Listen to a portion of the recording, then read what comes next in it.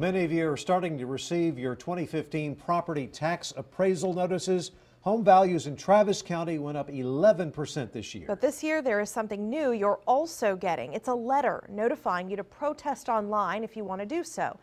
As KXAN's Lindsay Bramson reports, what's meant to make it easier for people is actually causing a lot of confusion. This will be year number 6. Stuart West plans to protest the appraised value of his Brentwood home. It's always stressful because you never know who you're going to get, how reasonable they're going to be, whether they actually listen to you or not. Stuart's house went up in value by more than 36%, an increase of around $120,000. But that wasn't the only surprise. Stuart says in his envelope was also this letter encouraging him to e-file. But Stuart says he actually thinks it makes the process even more confusing. What Stuart didn't know is by protesting electronically, he waived his right to an informal hearing to meet with someone in the appraiser's office. We're just trying to offer this and make sure people are aware.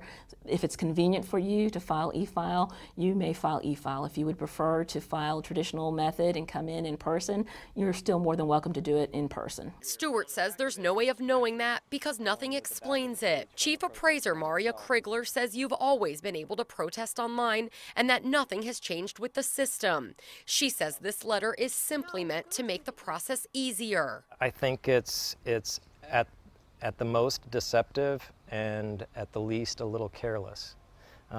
It certainly wasn't well thought out. Stuart just wants other homeowners to know so they don't make the same mistake he almost did. Lindsay Bramson, KXAN News. And last year, more than 94,000 people protested their appraisals. We're told 74% of those were successful in getting the appraisal lowered.